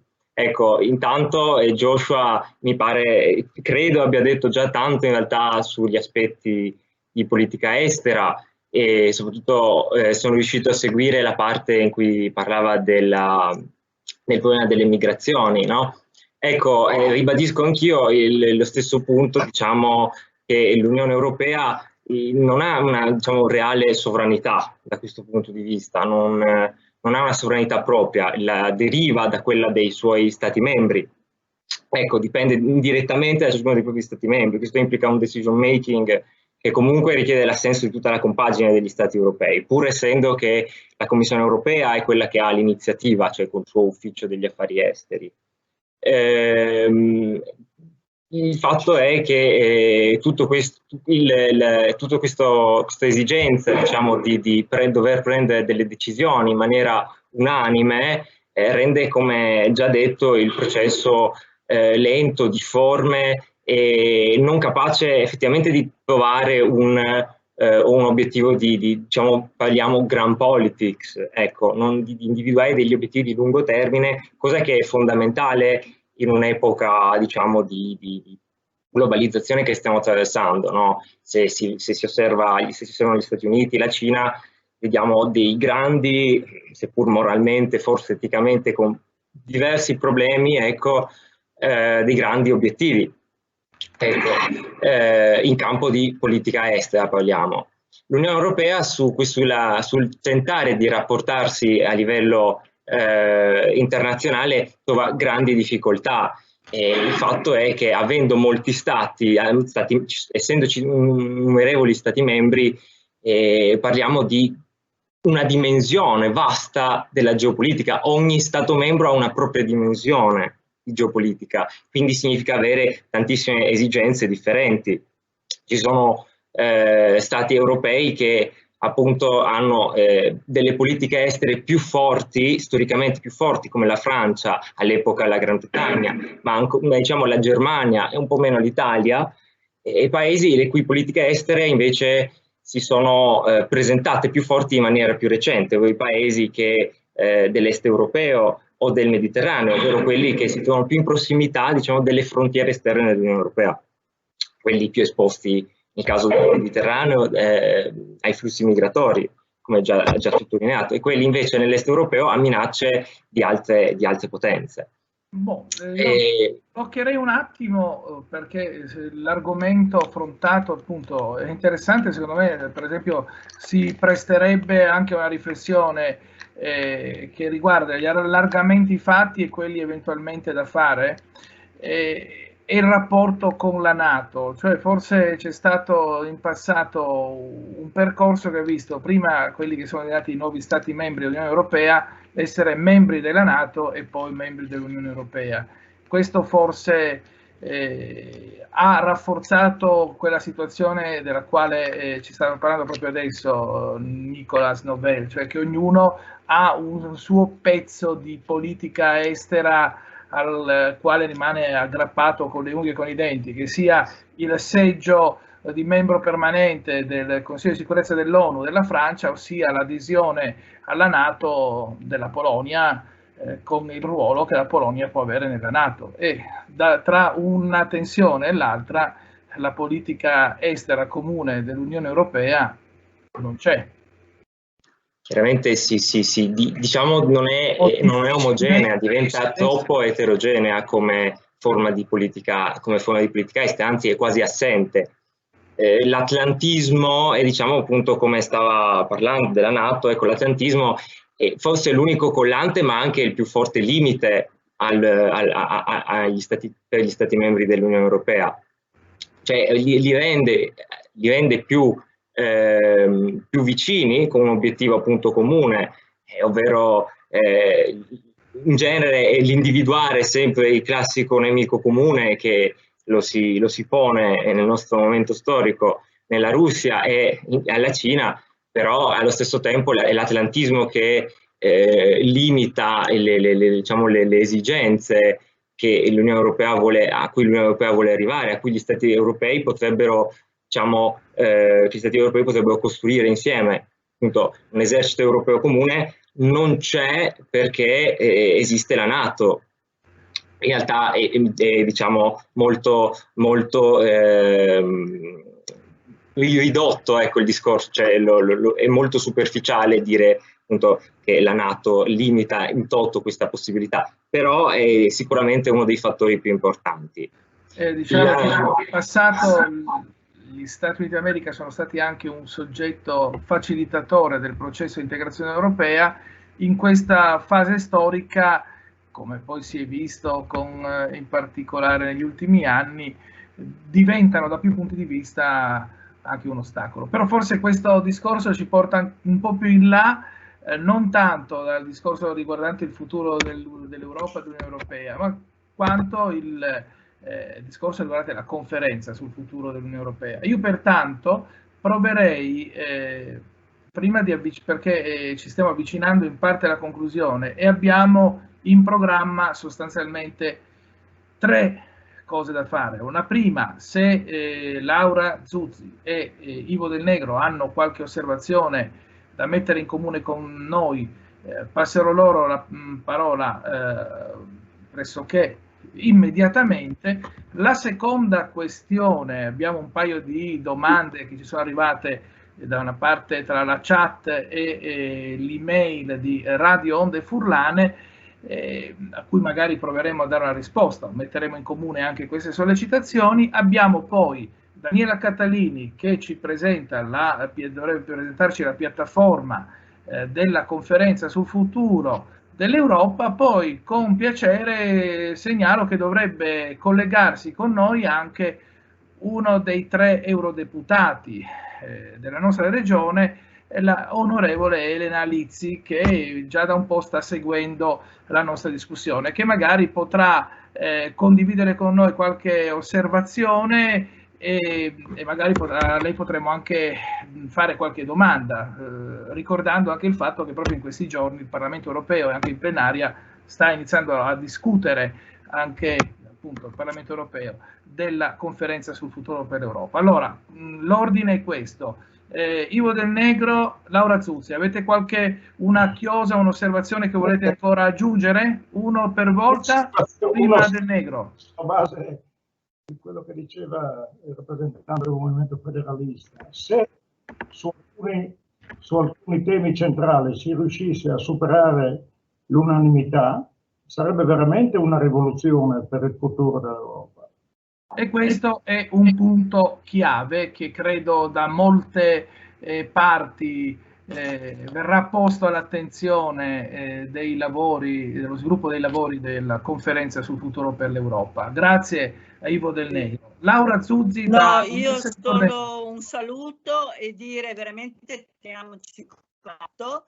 Sono contenta, spero che anche il parlamentare Lizzi abbia ascoltato più che me, abbia ascoltato anche Francesca Grasner, Joshua e Nicolas, con tutto il rispetto anche per Marco Stolfo e per gli altri, e veramente teniamoci in contatto e ai giovani datevi da fare, ecco, perché è l'unica cosa. Anche noi, devo dire, nel nostro, perché noi abbiamo un nome grande ma abbiamo pochi soldi comunque della regione, ce li stiamo rubando tutti gli uni con gli altri, ma quello che facciamo lo stiamo facendo cercando di fare i giovani protagonisti, sia come relatori, sia dando dei premi per i concorsi proprio perché vadano in Erasmus, non solo Erasmus, ma altre esperienze che ci sono di volontariato all'estero, e quando tornano veramente con un orizzonte molto aperto e la voglia di occuparsi, ma non di politica, di capire dove stanno vivendo e come vogliono cambiare il mondo. Ecco, questo è fondamentale, insomma. È fondamentale, io ripeto per noi sempre, è fondamentale. Spendiamo soldi per mandare i ragazzi altrove, poi ritornano, non è vero che restano, ritornano, poi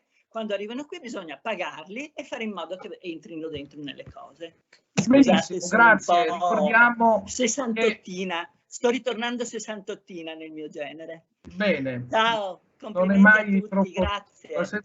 Benissimo, grazie. Allora diciamo che l'Europa non cade dal cielo, diceva Altiero Spinelli, quindi insomma camminiamo bene coi piedi per terra e camminiamo insomma per portare avanti l'Europa. A questo punto la parola a Daniela Catalini, che ci presenta la piattaforma mediante la quale è possibile seguire da una parte i lavori della conferenza sul futuro dell'Europa e partecipare attivamente ai lavori stessi. A lei la parola, che adesso con effetti speciali ci farà vedere anche come funziona la piattaforma stessa. Ecco. Buon pomeriggio a tutti, grazie di essere intervenuti sia relatori che partecipanti. È mio compito quindi di illustrarvi lo strumento principale della conferenza sul futuro dell'Europa, la piattaforma. Quindi tra un poco adesso condividerò lo schermo e vedremo di cosa si tratta e come si può raggiungere la piattaforma. Adesso collego.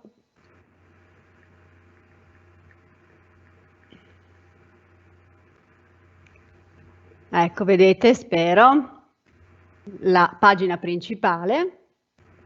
Come vedete l'indirizzo è futureu.europa.eu, quindi questo, per collegarsi bisogna digitare questo indirizzo. All'atto che digitate l'indirizzo è la piattaforma, è il fulcro centrale proprio della conferenza.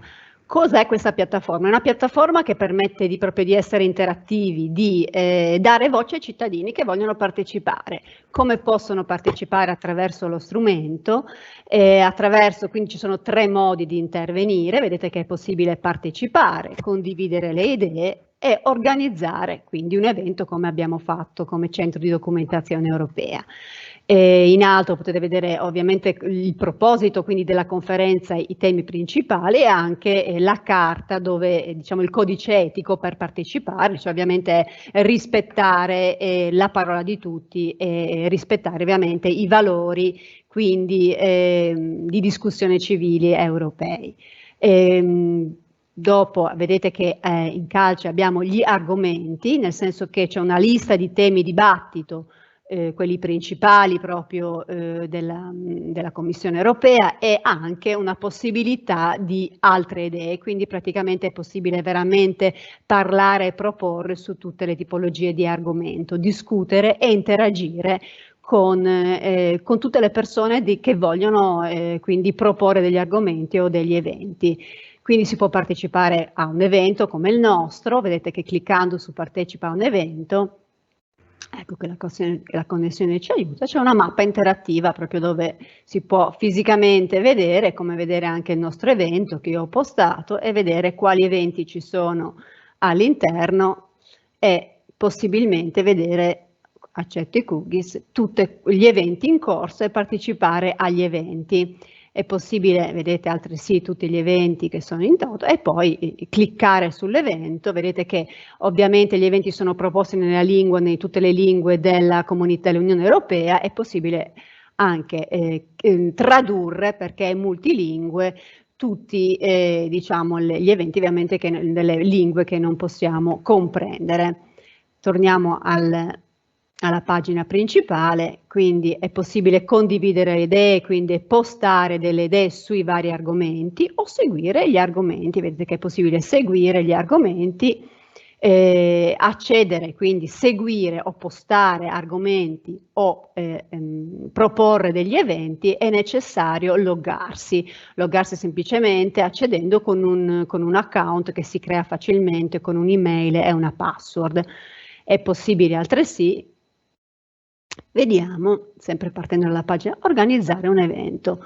Quindi la piattaforma proprio fa sì che si può seguire e proporre, confrontare con le altre idee e avere la possibilità proprio di far sentire la propria voce in maniera semplice, immediata, affinché alla fine, quindi durante questi mesi che la conferenza sarà attiva, quindi fino all'estate quindi del 2022, poi saranno le idee saranno ovviamente viste e valutate e possibilmente prese a carico proprio dal panel degli europei di cittadini e dalle sessioni plenarie che non so se sapete già abbiamo avuto il 19 giugno la prima sessione, quindi il risultato della conferenza proprio apparirà dalla proposta, dalla voce di tutti quelli che vogliono partecipare. Io chiudo, ho presentato velocemente, poi per qualsiasi informazione il centro di documentazione è disponibile a qualsiasi informazione. Ho fatto una presentazione veloce, ma vedrete che la piattaforma vi aiuterà velocemente a interagire con essa e anche è bello comunicare o verificare le idee degli altri per condividerle, commentarle e seguire gli argomenti di vostro interesse, ma non solo, anche proporre le vostre idee. Io anche vi comunico che dai 3 eventi che abbiamo organizzato, poi io stessa proporrò poi ovviamente inserirò le idee di questi eventi che sono emersi dai giovani che hanno partecipato alle proposte dei relatori e facendo sì di collegare al nostro evento anche molte idee che prenderanno vita da questi eventi che abbiamo organizzato come Centro di Documentazione Europea, che è proprio un centro nato nel 2009 e da una convenzione, quindi con la Commissione Europea, l'Università degli Studi di Udine, e che promuove proprio i valori e la cittadinanza europea. Io chiudo qui e spero che sia condiviso questa piattaforma e tutti possono partecipare attivamente quindi alla costruzione di questa Europa unita. Grazie. Se posso, una nota, come Gioventù Federalista Europea a livello europeo, quindi GEF, prego, va benissimo. sono state depositate una serie di proposte già presenti sulla piattaforma che vanno in linea con quello di cui abbiamo parlato oggi, quindi l'eliminazione del criterio dell'unanimità nei voti del Consiglio dell'Unione Europea, la creazione di una politica estera comune. Sono molto ben scritte perché sono state scritte anche sotto consulenza di professori che sanno di quello di cui stanno parlando e vanno nella direzione di riforma dei trattati, quindi vi invito a cercarle. Si chiama appunto Jeune Federaliste Européenne, je pense, perché è in francese naturalmente, e quindi GEF trovate queste proposte.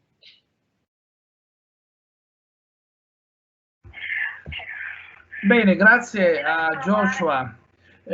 Io aggiungerei a questo punto, sottoponendo alla vostra attenzione, nonché all'attenzione di Claudio Cressati, un paio di osservazioni che sono giunte. La prima sui diritti fondamentali, tema che noi avevamo affrontato in particolare con dovizie di particolari, soprattutto il 10 giugno, grazie al contributo di Elisabetta Bergamini e di Alessia Ottavia Cozzi. Si diceva l'Europa è un faro per la libertà e i diritti fondamentali, ovviamente è così. Talvolta però ci veniva segnalato dai ragazzi delle scuole il 3 giugno scorso e anche da chi ci segue via mail o via chat, insomma non sempre così. Mi pare che di questi giorni la discussione relativa a una nuova legge che riguarda l'istruzione, ma che riguardando l'istruzione in realtà riguarda anche i diritti fondamentali, che è stata che è in vigore in Ungheria, quella rispetto alla quale ieri c'è stata anche una protesta in ambito calcistico. E d'altro canto, tempo fa, la Francia si era dotata finalmente di una legge di promozione delle lingue di minoranza, che è stata però bloccata e ridimensionata dal Tribunale Costituzionale perché non compatibile con il primo comma dell'articolo 2 della Costituzione francese, che stabilisce che il francese è la lingua della Repubblica. Questo tra l'altro con l'effetto abbastanza bizzarro di vietare l'utilizzo di alcuni caratteri, per esempio la N con la tilde. E quindi su questo aspetto la domanda che ci veniva posta non è che a volte il motto unità nella diversità dell'Unione Europea diventa in realtà unità nella diversità dei vari ordinamenti degli stati, che a volte sono anche dal punto di vista contenutistico in contraddizione, per esempio con la Carta dei diritti fondamentali dell'Unione Europea. Questa è un'email arrivata di tono, come dicevamo con Joshua Onicat, eurocritico. Lascio a voi questa osservazione e sottopongo anche un'altra osservazione che abbiamo ricevuto in merito alla questione dell'ambiente, delle politiche ambientali, se ci sono, quali sono e che effetto hanno, appunto, proprio anche riprendendo una sollecitazione di Laura Zuzzi di prima, dicendo verde non è quello che viene pennellato di verde, le politiche verdi sono un'altra cosa. Volevo raccogliere un po' i vostri punti di vista, lascio il microfono aperto a chi per primo vuole iniziare. lo faccio a ragion veduta perché immagino che tutti quanti voi abbiate qualcosa di interessante da dirci al riguardo, e nel frattempo vediamo se riusciamo, per chiudere il nostro incontro, a collegarci con Elena Lizzi, con la parlamentare europea Elena Lizzi.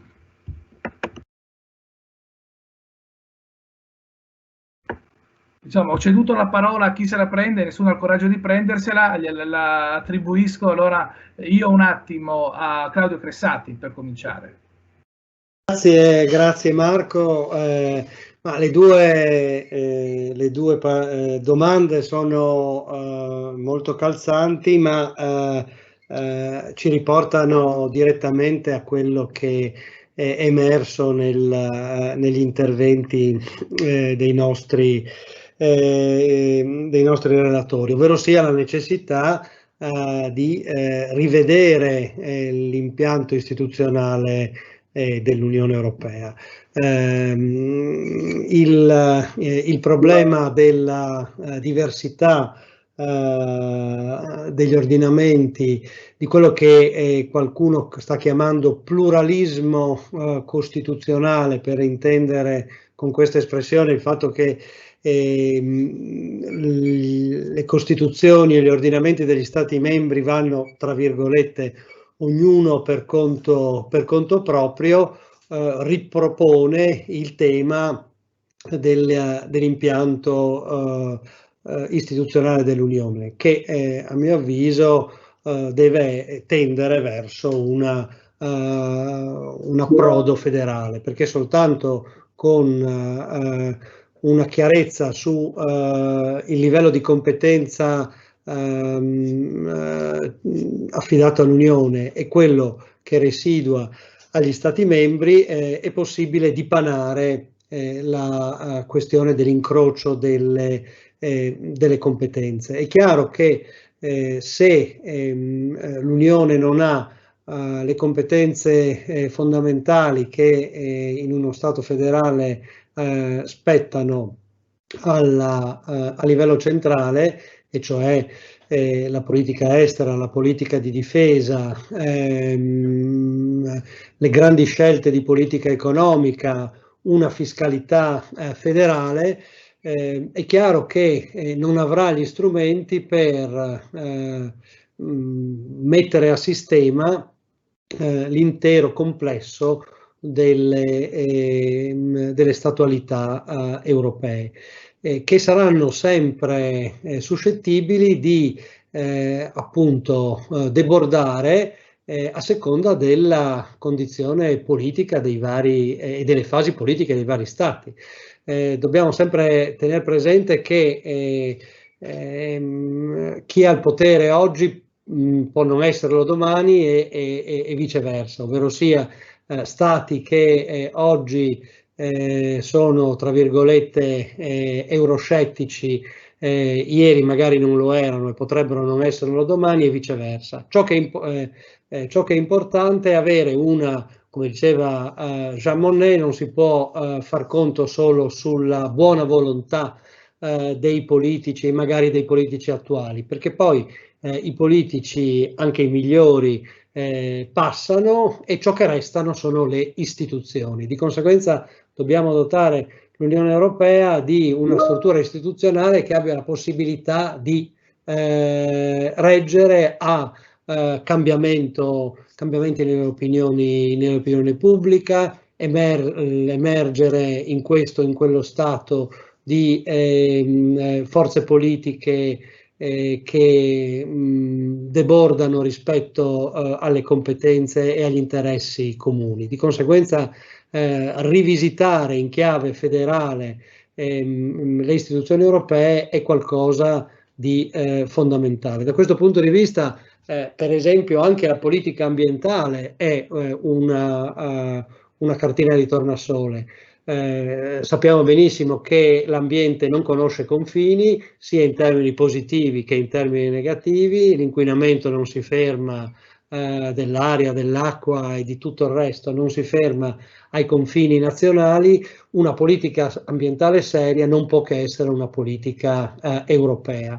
Ma questo vuol dire appunto affermarlo definitivamente nei trattati e impedire come dire, meccanismi di free rider di uno Stato rispetto agli altri Stati. La conferenza sul futuro dell'Europa, a mio avviso, e le sue conseguenze, il suo follow-up deve consentire di affrontare questi temi. Poi naturalmente, come qualcuno ha detto, se ci saranno degli Stati membri che non sono disponibili ad andare in quella direzione o non lo sono in questo momento, ceux qui voudront, come diceva Mitterrand, andranno avanti e gli altri, ne sono convinto, seguiranno. Bene, grazie Claudio Cressatti. Chi vuole aggiungere qualcosa? Io seguo così l'ordine che ho nel mio schermo, quindi chiedo a Ivo Del Negro. Mi pare che è già stato detto tutto, quindi lascio lo spazio agli altri se vogliono. Quindi a Francesca Grauner.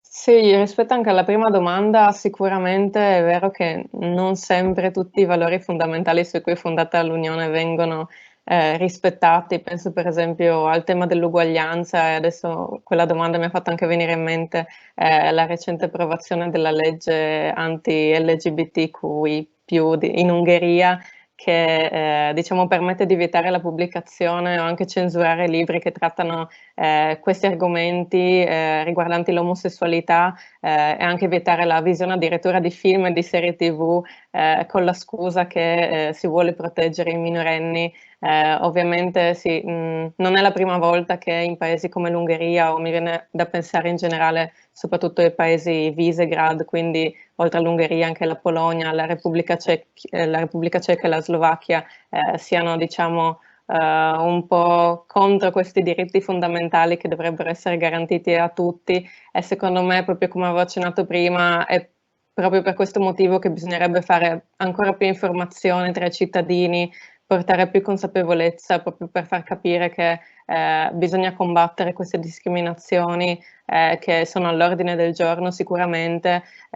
Ovviamente, come dicevo, non tutti i valori fondamentali sono rispettati, però allo stesso tempo c'è anche da dire che comunque rispetto a molti altri paesi, molti altri continenti, stiamo sicuramente meglio sotto diversi punti di vista, nonostante appunto ci siano ancora molti aspetti da migliorare, come questo qua della legge approvata in Ungheria, che è solo uno dei tanti esempi sicuramente.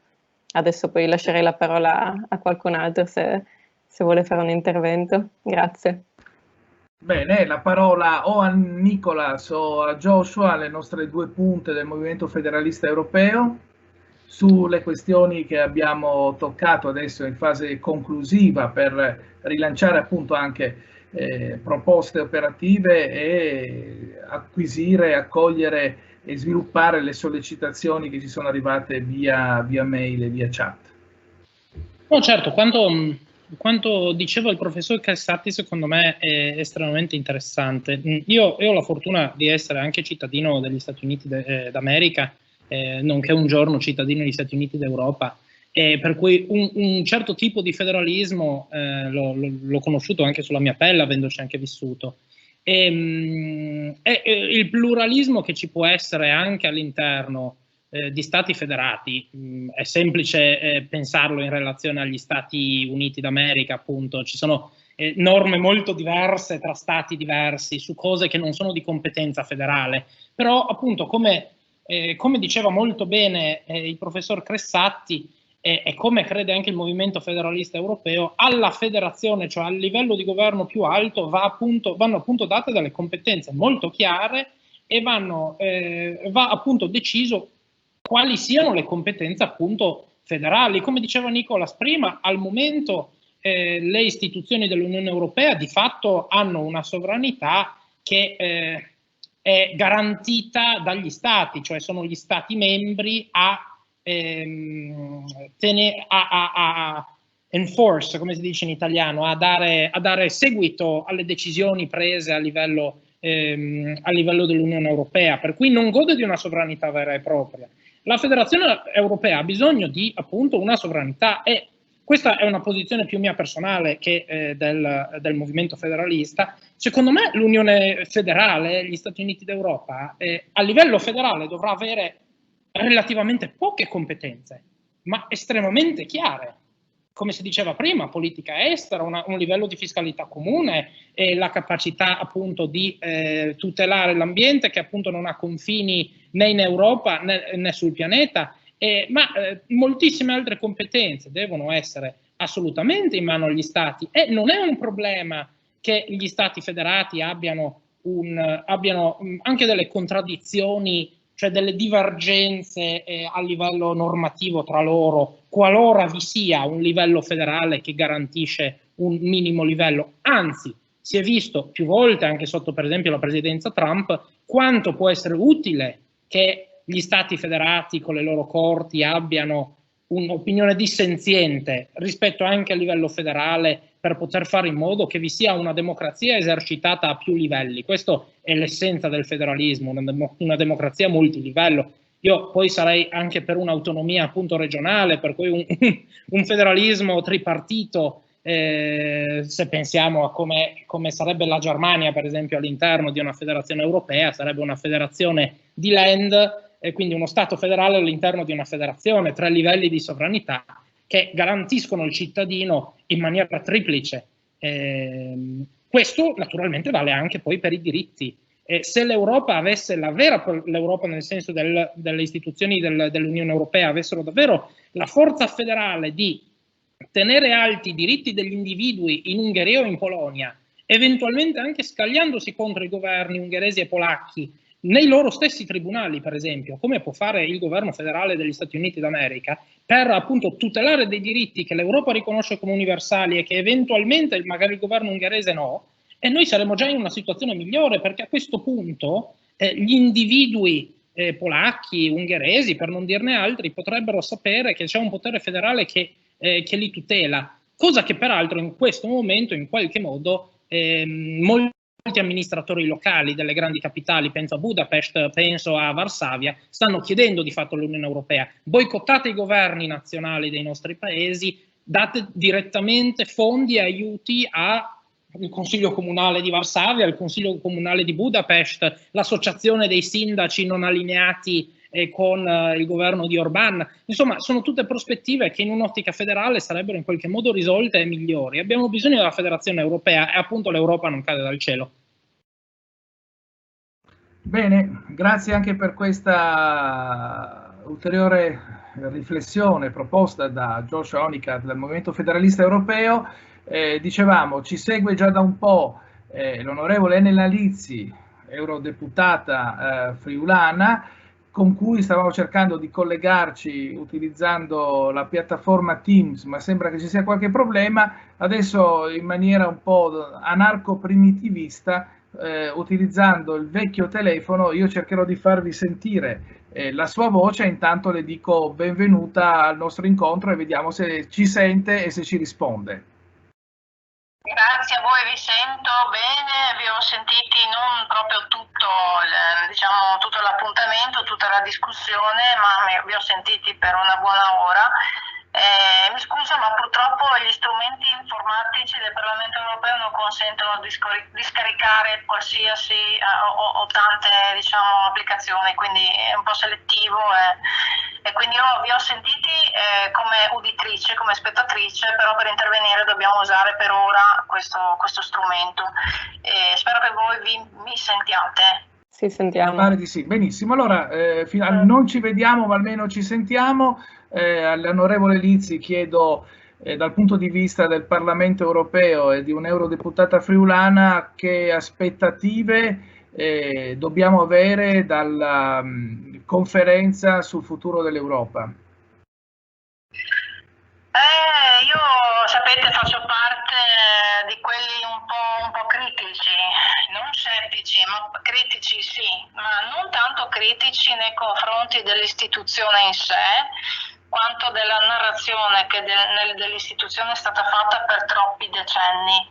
Nel senso che io ho ascoltato gli interventi di prima e rilevo che le parole sagge di Schuman che diceva 71 anni fa l'Europa non si farà in una notte, eccetera, eccetera, sono state un po' dimenticate, no? nel lavoro quotidiano delle istituzioni europee, e molto spesso per far vedere quanto sia importante, ed è importante sicuramente, che le istituzioni europee siano conosciute o che venga conosciuto anche il lavoro che fanno, con slogan piuttosto rapidi si tenta di far passare il messaggio che l'Europa tutto può fare. Invece avete discusso voi stessi, avete ammesso più volte che il problema anche della base giuridica, del fatto di non essere una confederazione, di non essere una federazione, scusate, chiaramente crea tutta una serie di cortocircuiti rispetto a un'architettura anche istituzionale che non permette di affrontare delle tematiche che noi poi andiamo ad affrontare puntualmente, ma che sono difficili da affrontare e superare se non si rivede la base giuridica complessiva. E qui naturalmente è la grande domanda che io mi pongo non dico da 2 anni, ma anche da tanti anni, da prima di avere il benché minimo sospetto o opportunità di diventare parlamentare europea, quindi anche da prima dell'entrata in vigore di Schengen, per intenderci, quando da studentessa anelavo a poter girare tranquillamente per l'Europa. E quindi la conferenza sul futuro dell'Europa viene dibattuta sia in chiave, diciamo, di esaltazione o critica sull'utilità della stessa, e questo ve lo devo dire naturalmente, proprio perché ci sono stati troppo spesso queste attività di affabulazione, narrazione romantica sull'Europa stessa, sia perché non sappiamo quale potrà essere poi il risultato di un sistema di interlocuzione che è ancora acerbo in realtà. Questo non vuol dire che non si debba fare, ovviamente, però quello che io mi sento di dire, visto che la domanda è che aspettative dobbiamo porci, è che si cominci finalmente a parlare onestamente dell'Europa, dei vantaggi e dei limiti e di tutto quello che ancora resta da fare per potersi definire non un aggregato consortile, come io tante volte purtroppo anche magari in maniera non dico rozza, ma insomma semplicistica faccio, no? Ma in maniera come popoli, come comunità, no? Non un insieme di stati membri. Infatti secondo me molto probabilmente, e qualche sassolino, qualche semino l'avete già visto ed è germogliato anche oggi nella discussione, se vogliamo, la discussione sarà tra la confederazione e la federazione. Solo che io penso che sono passati tanti anni ed è la stessa discussione che si rimanda perché non ci sono molto probabilmente le condizioni ancora per decidere tra la cessione di sovranità e la difesa della sovranità. Io faccio parte dello schieramento che difende la sovranità dello Stato, perché in questo momento non abbiamo neanche gli strumenti giuridici all'interno degli Stati membri per decidere qual è la strada che per esempio l'Italia dovrebbe prendere per aderire a una federazione. Cioè, voglio dire, in altri stati fanno il referendum per qualsiasi cosa, qui da noi l'adesione è stata scelta da pochi e sarebbe scelta ancora una volta da pochi. Poi ci sono tanti altri problemi che ho sentito toccare sull'unanimità piuttosto che altre cose. Anche queste sono iniziative che molto difficilmente potranno avere seguito, perché senza una revisione dell'architettura istituzionale complessiva potrebbero saltare tutta una serie di equilibri che in questo momento esistono e alcuni stati potrebbero trovarsi anche a non aderire. Tenete conto che ci saranno grossi cambiamenti molto probabilmente nei prossimi mesi, perché in Germania la cancelliera Merkel e il suo schieramento affronteranno una transizione, un cambiamento di guida all'interno proprio sia del partito di riferimento che anche della guida dello Stato, e non sappiamo cosa succederà in Francia il prossimo anno, che è l'altro azionista di maggioranza di quella che io chiamo la cerniera, quel confine che è diventato cerniera, che crea l'asse franco-tedesco e che è, diciamo, abbastanza caposaldo di molte delle decisioni. In questo momento noi stiamo assistendo anche a un riposizionamento dell'Italia in generale, e bisognerà capire anche se ci sono le condizioni per poter dare il via a eventuali proposte riformatrici. Io ho qualche dubbio, francamente, però sono anche conscia che il percorso sarà molto lungo e che i tempi non siano ancora maturi per fare ulteriori passi avanti. In questo momento per esempio, non so, gli ultimi stati che hanno aderito non tanto sull'adesione ai principi, ma più per un approccio economico di mercato interno, e così pure l'allargamento dei Balcani, e per non parlare della Svizzera, no? E di tanti casi in cui io assisto più a tentativi di processi politici piuttosto che iniziative che possano includere in modo diverso, insomma, stati su cui magari si punterebbe per creare un'area europea più importante dal punto di vista, diciamo, del posizionamento geopolitico globale. Mi fermerei qui perché non voglio rubarvi troppo tempo, però apprezzo molto questa discussione, perché dico sempre che dalle nostre parti si parla molto poco di Europa, troppo poco, e che non bisogna avere paura di parlarne e non bisogna avere paura neanche di trovarsi in dissenso, perché dalle contrapposizioni, dalla discussione, dall'analisi e dalla conoscenza reciproca possono invece nascere delle convinzioni anche condivise. Direi di fermarmi per ora. Bene, io direi grazie a Elena Lizzi per le sue osservazioni, che appunto secondo me ci dimostrano anche dal punto di vista dell'eurodeputato, che poi appartenga a una o un'altra forza politica, questo non è sicuramente un elemento secondario, però l'eurodeputato che da una parte vede le contraddizioni e forse vive ancora di più certe contraddizioni. Per quanto riguarda il discorso sovranità, io direi, anche per una questione tecnica, se non mi fanno un monumento con il telefono in mano, direi che possiamo chiudere qui, visto che comunque l'onorevole Lizzi ci segue anche, almeno riesce a seguirci via internet. La ringrazio e la saluto, e dopo la risaluteremo tra un attimo arrivando alle conclusioni, va bene? Grazie, posso fare solo un esempio? Facciamo l'esempio, però un esempio, no? Ho il braccio che resisterà ancora pochi minuti. Sì, pochissimo. L'amico Ivo Del Negro, che mi conosce, con cui ci conosciamo da un po' di anni, no? Quando voi prima avete discusso sulla questione dell'immigrazione, eccetera, hanno fatto un passaggio, ha detto alcuni politici speculano. Ecco, allora, sono le visioni diverse, no? Allora, il tema per esempio dell'immigrazione, che adesso insomma anche il presidente Draghi, che non credo sia uno speculatore politico, sta cercando di portare sul tavolo delle priorità, no?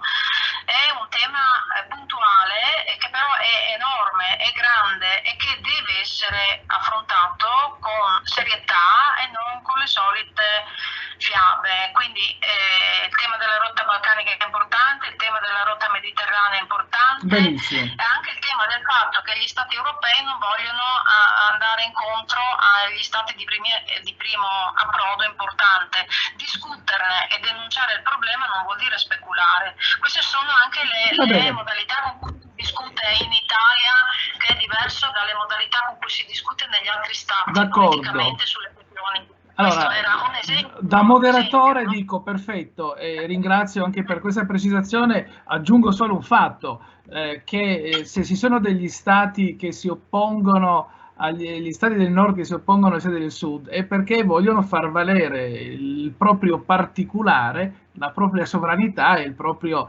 interesse di bottega e di cortile, quindi applicano questa idea di sovranità assoluta a livello statale. Quindi evidentemente una soluzione, visto che ognuno con la propria sovranità assoluta, ognuno al bale con suo agne, non si riesce a fare nulla, forse è il caso di attribuire competenze chiare a livello superiore all'Unione Europea affinché per esempio questa questione dell'accoglienza, dell'asilo, della distribuzione... L'accoglienza è una cosa diversa, perché avviene già dopo, quando tu dai l'assistenza, no? E creare le regole per cui se vai con una nave che batte bandiera tedesca, le persone vengono diciamo assistite ovunque in Europa, ma a carico della Germania.